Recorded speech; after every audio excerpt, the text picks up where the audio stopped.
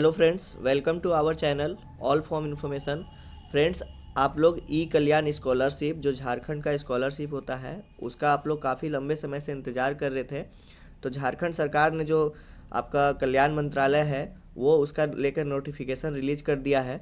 तो आज हम नोटिफिकेशन में देखेंगे कि आपको ई कल्याण स्कॉलरशिप भरने के लिए कौन कौन सा डॉक्यूमेंट लगने वाला है और उसका डेट क्या है और किन बातों का ख्याल रखना है।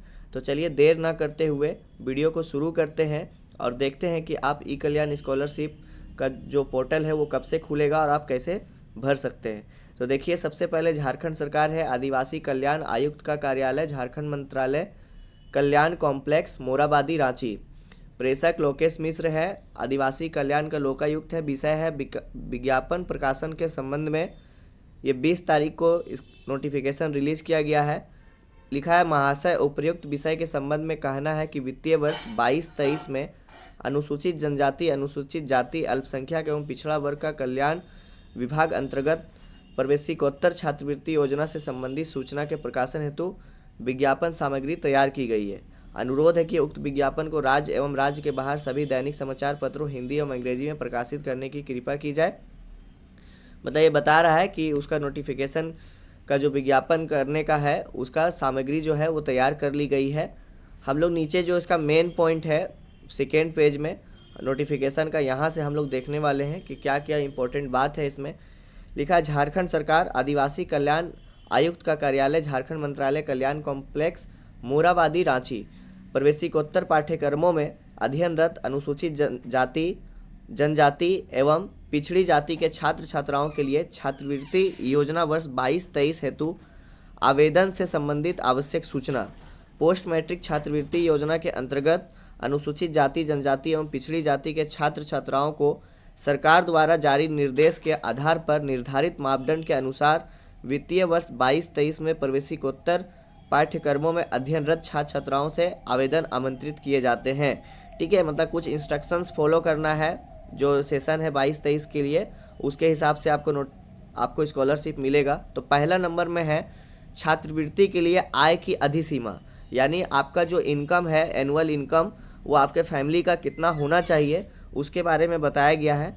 देखिए, पहले लिखा है, अनुसूचित जाति, जनजाति एवं पिछड़ी जाति के छात्र छात्राएं जिनके माता पिता या अभिभावक की सभी स्रोतों से वार्षिक आय 2.5 लाख रुपये से अधिक नहीं हो। ठीक है, यानी ओबीसी, एससी, एसटी और जो उसके माता पिता हैं, जो पेरेंट्स हैं या गार्जियन हैं, उनके सभी स्रोत यानी सभी तरह के इनकम से 2.5 लाख रुपये से अधिक नहीं होना चाहिए। ठीक है, यानी आपका जो इनकम सर्टिफिकेट बनना चाहिए वो 2.5 लाख रुपये से नीचे रहना चाहिए, कम होना चाहिए, तभी आप इस स्कॉलरशिप का फ़ायदा उठा सकते हैं। इस योजना के अंतर्गत छात्रवृत्ति प्राप्त करने वाले विद्यार्थी अन्य कोई छात्रवृत्ति का लाभ प्राप्त नहीं कर सकेंगे। ठीक है, यानी आप अगर ई कल्याण स्कॉलरशिप का फॉर्म भर रहे हैं, इससे आप स्कॉलरशिप ले रहे हैं, तो आप दूसरा जो स्कॉलरशिप है किसी तरह का, जैसे कि नेशनल स्कॉलरशिप होता है और भी कई तरह का स्कॉलरशिप होता है, उसको आप फ़ायदा नहीं उठा सकते हैं। दूसरे नंबर पे लिखा हुआ है आवेदन करने की प्रक्रिया, कि आवेदन आप कैसे कर सकते हैं उसके बारे में डिटेल से इसमें बताया गया है। अर्हता प्राप्त छात्रों को वेबसाइट ekalyan.cgg.gov.in जो इसका ऑफिशियल वेबसाइट है ई कल्याण स्कॉलरशिप का, उसमें आपको जाना है। लिखा है, में दिए गए सभी दिशा निर्देशों एवं प्रक्रियाओं का पालन करते हुए ऑनलाइन आवेदन करना है। उसमें जो भी इंस्ट्रक्शंस है, जो भी प्रोसेस बताया गया है, उसको आपको फॉलो करते हुए आपको ऑनलाइन अप्लाई करना है एवं सभी निम्नांकित वांछित प्रमाण पत्रों को स्कैन कॉपी जेपीईजी या जेपीजी में 1 MB तक वेबसाइट पर अपलोड करेंगे। ठीक है, यानी जो आपका इस बार साइज़ है उसको बढ़ा दिया गया है। पहले साइज़ बहुत कम रहता था, इस बार 1 MB तक कर दिया गया है। और उसका जो फॉर्मेट होना चाहिए आपका स्कैन कॉपी का, वो जेपीईजी या जेपीजी में होना चाहिए। ठीक है, तो आप जब स्कैन करेंगे तो ये इसको ध्यान में रखेंगे कि आप जेपीईजी या जेपीजी में ही स्कैन करें। पीएनजी, पीडीएफ ये सब आपका नहीं सपोर्ट करेगा। उसके बाद देखिए, पहला नंबर में है ऑनलाइन के माध्यम से निर्गत आय प्रमाण पत्र अंचलाधिकारी, अनुमंडल पदाधिकारी तथा उपायुक्त स्तर से निर्गत होना चाहिए। जो आपका इनकम सर्टिफिकेट होना चाहिए वो सीओ या फिर आपका जो एसडीओ होता है, अनुमंडल पदाधिकारी, या फिर उपायुक्त यानी डीसी, ये तीनों लेवल से किसी एक लेवल से आपका इनकम सर्टिफिकेट बना होना चाहिए। उसका आपका मूल प्रति दिनांक 1/9/2022 अथवा उस तिथि के बाद से निर्गत आय प्रमाण पत्र मान्य होगा। जो आपका इनकम सर्टिफिकेट है, इस बार आपको जैसे पहले जो भी स्कॉलरशिप आता था वो 1 अप्रैल के बाद का वैलिड रहता था, लेकिन इस बार लेट से आया है, देरी से आया है स्कॉलरशिप, इसलिए थोड़ा इसमें छूट दिया गया है, 1/9/2022 से दिया गया है। क्योंकि आप लोग पता है इनकम सर्टिफिकेट का जो वैलिड होता है वो 6 मंथ का होता है, इसलिए 1/9/2022 से यहाँ पे अपलोड करने के लिए कहा गया है। ठीक है, यानी 1/9/22 से पहले का आपका बना होगा तो वो वैलिड नहीं रहेगा, ये चीज़ आप ध्यान रखिएगा। दूसरा में है ऑनलाइन के माध्यम से निर्गत जाति प्रमाण पत्र, कास्ट सर्टिफिकेट जो है वो आपका अंचलाधिकारी, सीओ, प्रखंड विकास पदाधिकारी, बीडीओ, अनुमंडल पदाधिकारी अथवा उपायुक्त, ठीक है, अनुमंडल एसडीओ और डीसी के स्तर से उस लेवल से बना होना चाहिए, उसका मूल प्रति लगेगा। ऑनलाइन के माध्यम से निर्गत आवासीय प्रमाण पत्र, यानी आपका जो रेसिडेंशियल सर्टिफिकेट है वो भी आपका सीओ, बीडीओ, एसडीओ या डीसी लेवल से बना होना चाहिए। संस्थान के लेटर हेड में संस्थान द्वारा वर्तमान वर्ष के लिए निर्गत bonafide certificate with fee structure, निर्गत संख्या एवं दिनांक के साथ की मूल प्रति एक पृष्ठ में। मतलब बोनाफाइड सर्टिफिकेट जो आपको कॉलेज से मिलता है, आप जिस भी इंस्टीट्यूट से में पढ़ाई कर रहे हैं, जिस भी कॉलेज में पढ़ाई कर रहे हैं, उसका सेम वर्ष ईयर के लिए आपका बोनाफाइड सर्टिफिकेट होना चाहिए और उस बोनाफाइड सर्टिफिकेट में आपका फी स्ट्रक्चर दिखना चाहिए और जो निर्गत संख्या है यानी उसका जो संख्या होगा बोनाफाइड नंबर वो रहना चाहिए, उसमें डेट रहना चाहिए। ठीक है, और वो जो आपका बोनाफाइड सर्टिफिकेट होना चाहिए वो 1 पेज में होना चाहिए, 2 पेज में नहीं होना चाहिए। यहाँ पे लिखा गया है। 5वां नंबर में है पूर्व की परीक्षा के अंक पत्र, मार्कशीट ऑफ प्रीवियस एग्जाम की अभिप्रमाणित प्रति, यानी मान लीजिए आप सेकेंड ईयर में 4th सेमेस्टर में है तो आपके पास 3rd सेमेस्टर का मार्कशीट होना चाहिए, उसको आपको अपलोड करना है। ठीक, 6ठा नंबर में आपका लिखा हुआ है छात्रवृत्ति की धनराशि पीएफएमएस के माध्यम से आधार इनेबल डीबीटी के द्वारा सुयोग्य छात्र छात्राओं के खाते में अंतरित की जाएगी। बैंक खातों को आधार संख्या से शेडिंग होना अनिवार्य है, यानी आपको एक बैंक अकाउंट रखना है और वो बैंक अकाउंट आपका आधार कार्ड से लिंक होना चाहिए, क्योंकि जो आपका पेमेंट है वो आपका डीबीटी के द्वारा जाता है, ठीक है, पीएफएमएस के माध्यम से। ठीक, इसलिए आपका उसमें आधार लिंक होना ज़रूरी है। ऑनलाइन आवेदन की जो समय सीमा है, अब देखिए जो मेन चीज़ है कि आपका इसमें बहुत लोगों को कन्फ्यूजन है कि कब से स्टार्ट है। तो पहला नंबर में लिखा हुआ है शैक्षणिक संस्थानों द्वारा ई कल्याण पोर्टल पर पंजीकरण हेतु आवेदन की तिथि। आपका जो आवेदन की तिथि है वो 21/2/2023 से 6/3/2023 यानी 21 फरवरी से स्टार्ट हो चुका है। 6 मार्च इसका लास्ट डेट है। किस चीज़ का? जो आपका कॉलेज है, जो आपका इंस्टीट्यूट है, उन लोगों को रजिस्ट्रेशन के लिए, ये स्टूडेंट के लिए नहीं है, ये चीज़ ध्यान रखिएगा। ये शैक्षणिक संस्थानों के लिए यानी जो एजुकेशनल इंस्टीट्यूट है उन लोगों के लिए डेट है, उन लोगों को भी पोर्टल में रजिस्ट्रेशन करना होता है। उन लोगों को 21/2/2023 से 6/3/2023 तक अपलोड करना है। दूसरे नंबर में है शैक्षणिक सत्र 22-23 हेतु छात्र छात्राओं के आवेदन प्रक्रिया की तिथि, यानी अब जो स्टूडेंट लोगों के लिए है वो उसका डेट आपका 10 मार्च से 17 मार्च 2023 तक है। देखिए आप लोगों को मात्र 8 दिन का समय दिया गया है, 10/3/2023 से 17/3/2023 तक। इसलिए आप लोग पहले से इसका जो भी डॉक्यूमेंट है उसको बनाकर सब सारा कंप्लीट करके रख लीजिए। बहुत सारे कॉलेजों में जो है वो बोनाफाइड दे दिया गया है या दिया जा रहा है, तो आप लोग बोनाफाइड लेकर रख लीजिए। जैसे पोर्टल ओपन होता है आप लोग फॉर्म को भर दीजिएगा। पोर्टल ओपन होने के बाद मैं एक वीडियो उस पर बना दूंगा कि आपको फॉर्म कैसे फिल करना है, कैसे प्रोसेस को अपनाना है और क्या गलतियां नहीं करना है, उस पर एक वीडियो हम बना देंगे। तो इसके लिए आप हमारे चैनल को सब्सक्राइब जरूर कर दीजिएगा और बेल आइकन प्रेस कर दीजिएगा ताकि आपको अपडेट जल्दी मिल सके। तीसरा नंबर में है संबंधित शैक्षणिक संस्थानों के आईएनओ द्वारा छात्र छात्राओं के आवेदन का सत्यापन की तिथि।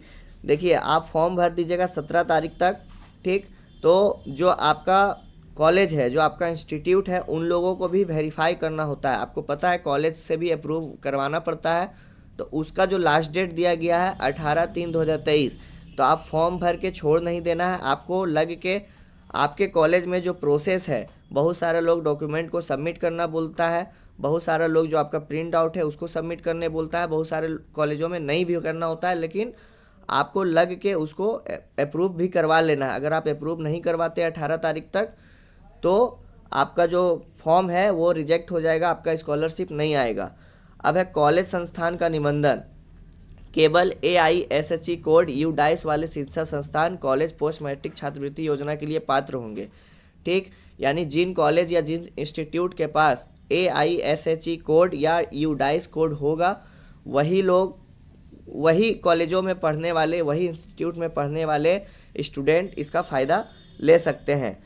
कॉलेज संस्थानों के द्वारा ई कल्याण पोर्टल पर पंजीकरण हेतु एफिलिएशन एवं रजिस्ट्रेशन का अद्यतन कागजात वेबसाइट पर अपलोड करने की अंतिम तिथि 6/3/2023 निर्धारित की गई है। जिन कॉलेज संस्थानों को NAC NBA से प्रमाण पत्र प्राप्त है, वे कॉलेज संस्थान NASE NBA से प्राप्त प्रमाण पत्र भी वेबसाइट पर अपलोड करेंगे। यानी कॉलेज और इंस्टीट्यूट को बताया गया है कि आप अपना जो एफिलिएशन आपको जो मिला है, मान लीजिए बहुत सारी यूनिवर्सिटी से एफिलिएशन मिलता है, उन लोगों को, या जैक से एफिलिएशन मिलता है, उसका जो रजिस्ट्रेशन हुआ है उस कागजात को, उसके डॉक्यूमेंट को भी अपलोड करना है। और जिन कॉलेज या इंस्टीट्यूट को NAC के द्वारा या NBA के द्वारा भी कोई सर्टिफिकेट मिला है, उसको भी वो भी सर्टिफिकेट को अपलोड करना है। कॉलेज संस्थान का दायित्व है, संस्थान अपना पूर्ण विवरण सहित मान्यता संबंधी प्रमाण पत्र अपलोड करेंगे। ये जो डिटेल्स दिया गया है ये कॉलेज के लिए दिया गया है, कॉलेज इसको पढ़कर अपना रजिस्ट्रेशन करवा लेंगे। ठीक है, इसमें देखिए 6ठा नंबर में जो है हेल्पलाइन। सिर्फ आवेदन पत्र भरने की प्रक्रिया में यदि कोई कठिनाई हो तो ई कल्याण के संपर्क संख्या 040 उसके बाद जो नंबर है उस पर संपर्क कर सकते हैं। या अगर आपको फॉर्म भरने में कोई दिक्कत आ रहा है तो आप इस नंबर पे कांटेक्ट करके उससे हेल्प ले सकते हैं, या ईमेल कर सकते हैं helpdesk.ekalyan@gmail.com पर भी ईमेल करके कर सकते हैं, या ekalyan.cgg.gov.in जो ऑफिशियल वेबसाइट है उसमें कंप्लेंट लिंक है, उसमें भी आप शिकायत दर्ज कर सकते हैं। ठीक है, 7वां नंबर पर लिखा हुआ है पोस्ट मैट्रिक छात्रवृत्ति योजना से संबंधित अनुसूचित जाति, जनजाति, अल्पसंख्यक एवं पिछड़ा वर्ग कल्याण विभाग से निर्गत दिशा निर्देश एवं अन्य अनुवर्ती सूचना वेबसाइट ई कल्याण का जो ऑफिशियल वेबसाइट है पर देखा जा सकता है। ऑनलाइन आवेदन करने की पूर्व कृपया उक्त वेबसाइट पर दिए गए निर्देशों का अवश्य देख लिया जाए। दूसरा में दिया गया है उपबंधित बजट राशि की सीमा के अंतर्गत प्रवेशिकोत्तर छात्रवृत्ति स्वीकृति हो सकेगी। ठीक है, इसमें साफ लिया गया है कि जो बजट ई कल्याण स्कॉलरशिप के रखा गया है उसी के अंदर पैसा दिया जाएगा उसके बाद, तो इसलिए आप लोग पहले भर लीजिएगा तभी पैसा मिल सकता है। बाद में पिछले साल हुआ था कि बहुत लोगों का कम आया था या बहुत लोग नहीं आया था, तो वो बजट के कारण ही आया था।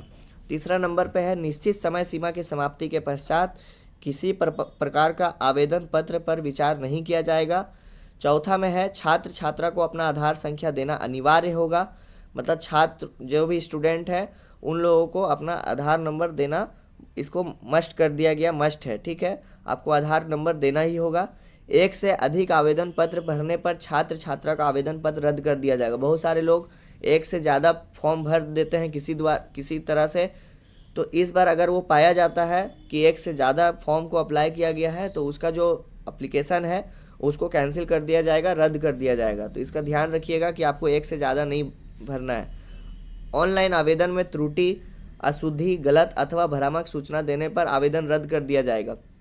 देखिए, इसमें बता दिया गया है कि अगर आप किसी तरह से गलती करते हैं तो पेंडिंग नहीं किया जाएगा। पहले क्या होता है, पेंडिंग कर दिया जाता था, 15 दिन का समय मिलता था, आप उसको रीसबमिट कर लेते थे। लेकिन इस बार साफ कह दिया गया कि किसी भी तरह का गलती, अशुद्धि या फिर गलत अथवा भ्रामक सूचना, अगर कोई गलत आप इन्फॉर्मेशन देते हैं, गलत सर्टिफिकेट अपलोड करते हैं, तो उस स्थिति में आपका जो एप्लीकेशन है उसको कैंसिल कर दिया जाएगा, रद्द कर दिया जाएगा।